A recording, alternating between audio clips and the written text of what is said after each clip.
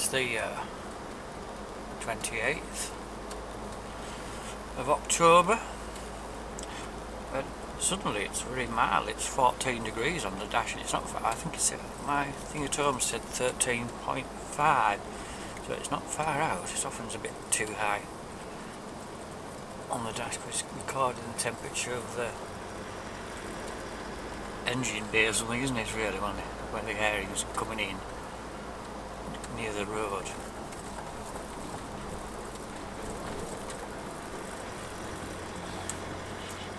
But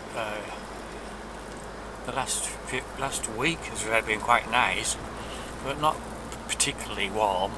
It's not on the mild side.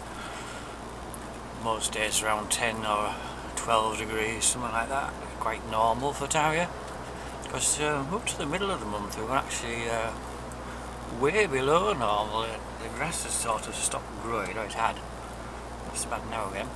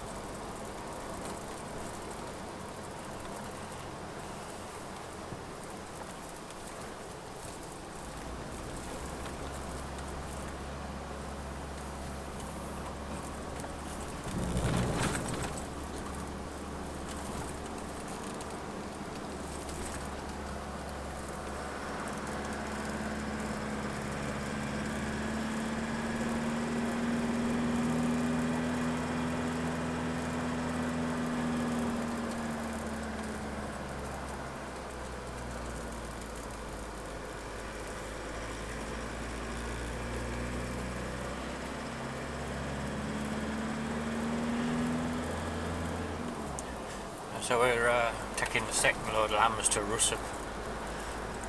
The last ones were, I think it was the 23rd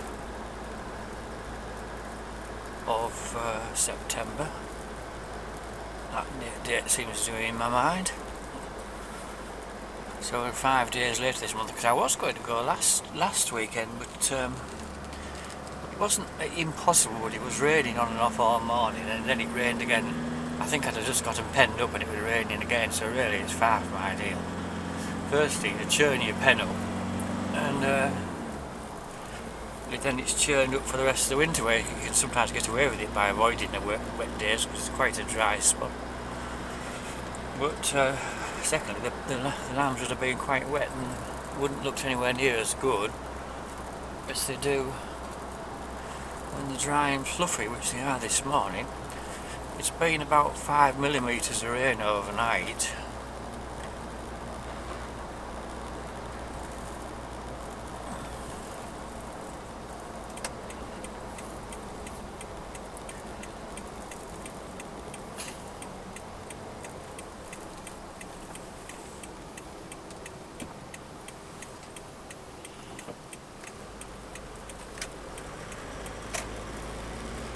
That road's closed because the river has undermined the bank quite close to the road, and it would be a relatively simple job to do a temporary repair, which maybe don't be all that pretty.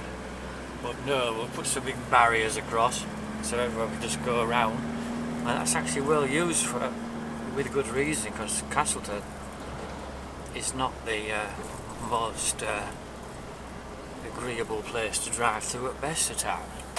So a lot of people, if they're going up Blakey, they come round there. But people who know the road well, say you've got a caravan, or you've got a tractor and trailer with bales on, you would go through there rather than even think of going through Castleton, because it's a nightmare. It's bad enough with a motorbike at the time, never mind a large vehicle with an awkward trailer on or something. But anyway, they've just put some barriers across, and they were complaining people were moving the barriers, so they're going to put something more substantial there, so they won't be able to. Because there's no way that the whole road is going to follow the river. All the road needed to make it relatively safe again for now, and took some stone in the hole. but they won't do that. They'll have to have an impact assessment or something. I mean, obviously it's not ideal to stick some more rubble in or something. Well, that wouldn't have worked to stabilise it somewhat.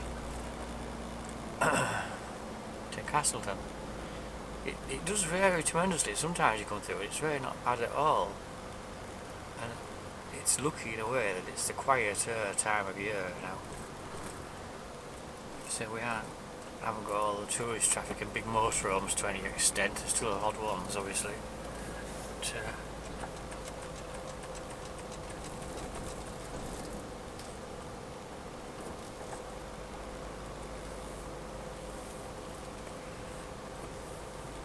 But everything they do these days seems to take weeks or months or even years. It could honestly be, I heard that it could be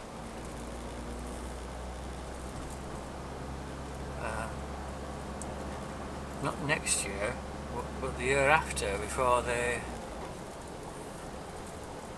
fully reopen it. Because they're going, first they have to, want to, which is understandable, to have like a proper survey done to see what needs doing. Because they've got to do it officially, which means they can't just do common sense things. Everything has to be like impact assessed in case somebody says, "Oh, you've killed a fish" or something, you know. So they'll have to survey the river. What the survey won't show is that part of the reason it's happened is because the trees on the other side are overgrown and flopping out in the water, so they're pushing more of the flow at the unprotected bank where the road is. That doesn't have trees on it. But rivers do what they do. You know, since forever they've meandered backwards and forwards across the floodplain, and when you try to stop them,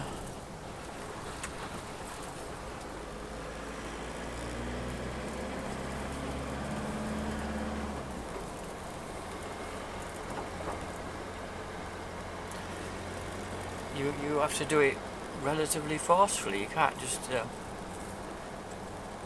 hope for the best. If you've got infrastructure there, like a quite important road,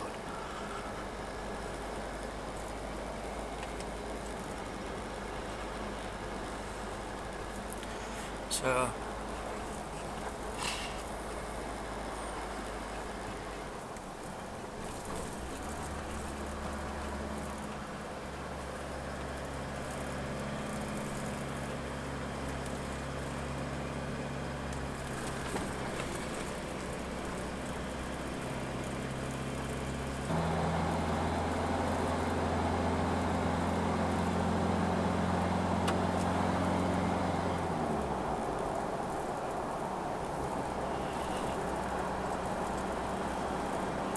well, last year we had it was much wetter than this October's been, in the second half anyway, and the cows were in by, like, shut in full time quite suddenly the last week of October.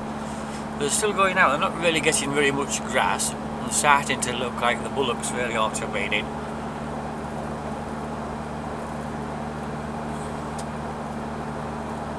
I think they definitely will be doing that this week, but I said that last week. And it was so nice that, well, you don't really want some shut in when it's like warm and it's like this, mild, particularly. Well, there weren't that many to wean off initially, so I wanted to take two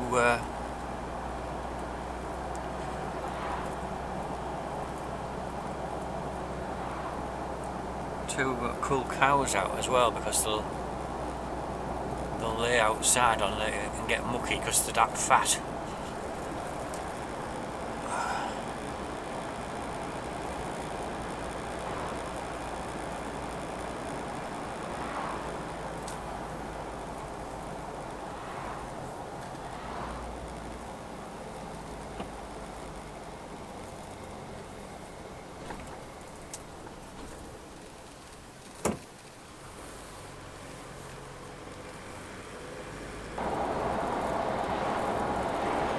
I had a bit of a mishap this morning. I because I knew I wouldn't be back home till about 10:30 probably, I put a silage bale in for some cows I've shut in with their baby calves.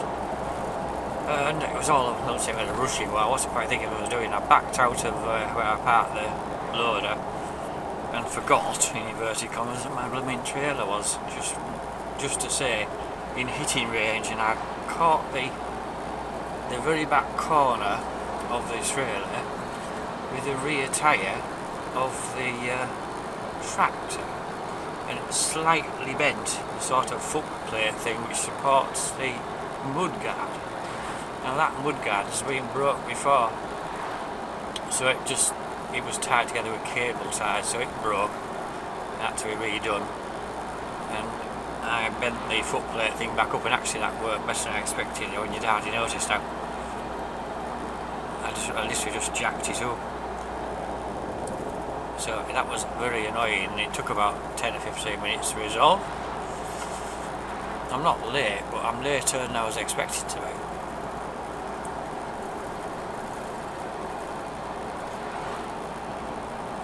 But it feels like, if something like that happens, it feels like everything gangs up on you. You start to get in a bit of a tizzy with yourself, in inverted commas.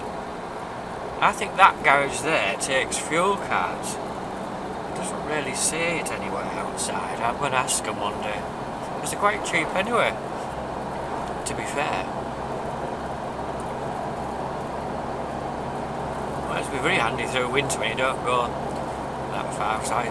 Wouldn't be the first time I've been putting off filling up, because I need to go. The only place locally that takes fuel card is Gisborough regularly. There's two there. I think one in Stokes does. I'm not quite sure, to be honest.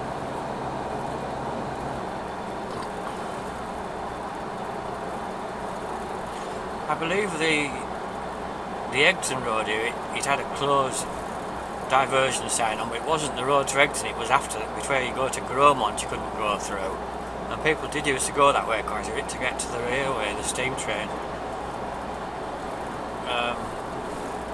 I believe that's open again, but I'm not sure it's fully finished. They're still working it, because a bus or something had gone over the bridge parapet backwards.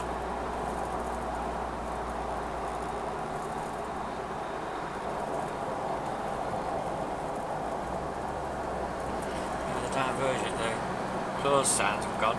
So they got on quite well with that one, but last time I came with the lambs, so I had to avoid the Danby Road, and they were on with that for 3 weeks, and what they'd done was almost pathetic, really. You thought it was about, at most, a week's job. But part of the problem was they were leaving the scene at 3 in the afternoon. I mean, it might well be that they had materials for the day or whatever, and when they put them in the old app to go, they would have to go and get some more, and it wasn't feasible to come back. So at their own initiative, they chuck it in the oil quick and get finished sooner rather than hang about all day.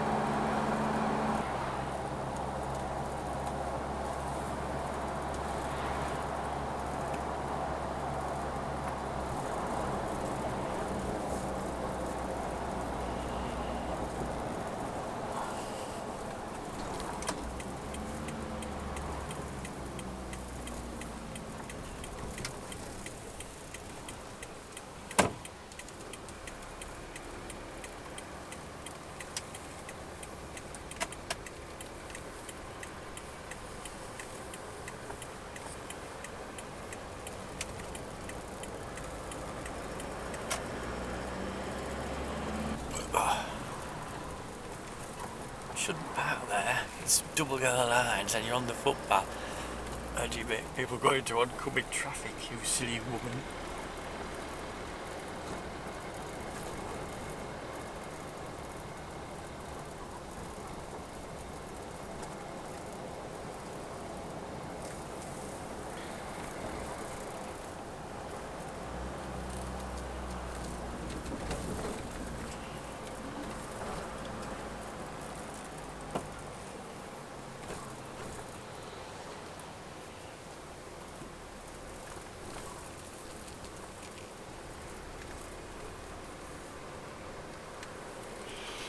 Surprised how many caravans are still knocking about.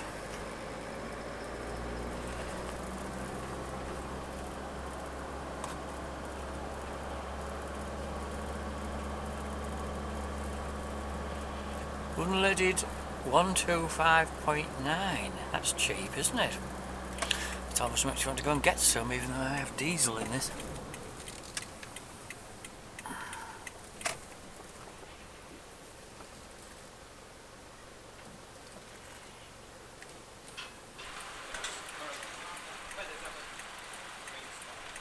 Okay.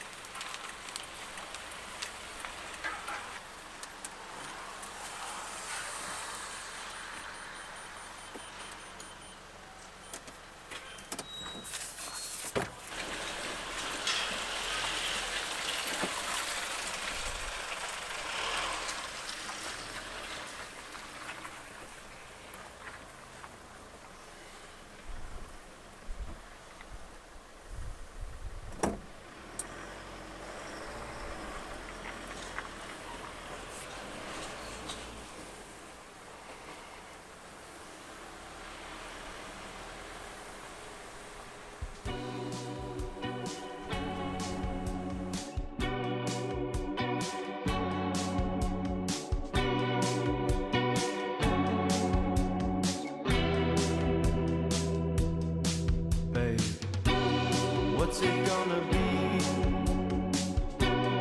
Guess we'll wait and see. There's something so magical about the way we're meant to be. Where we gonna go? Soon enough we'll know. Our own kind of paradise with our love so bold. I've been dreaming away. You're the sunshine in my day, oh baby,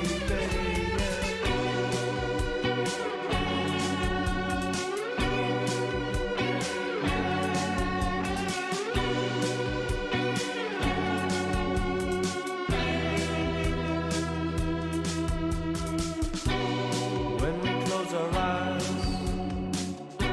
we're looking deep inside. We don't ever judge each other, so there's nothing to hide. Every time you're near, my love is crystal clear. We were meant to find each other like a vision we appeared. I've been dreaming away. You're the sunshine in my day, baby. And I've been leaning your way. When seasons change, we'll remain. What's it gonna be? What's it gonna be? What's it gonna be? Wait and see, baby girl.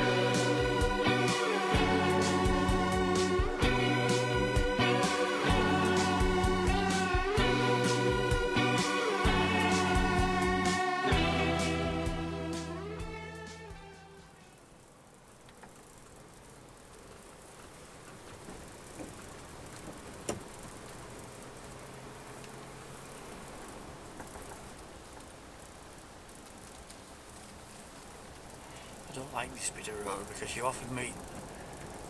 There always used to be, was it a Warburton's bread van? The number of times you met him, and only when coming back from Ruswarp, being to the co-op presumably, but you can meet other quite large vehicles, and this is another bad spot. Well, I mean, I'm quite a large vehicle with this rail rod. The worst thing is, like, it sort of cuts in, so sometimes you've got to swing out a bit wide around the corners if you're hitting the curb, or worse, inside bends. was timely.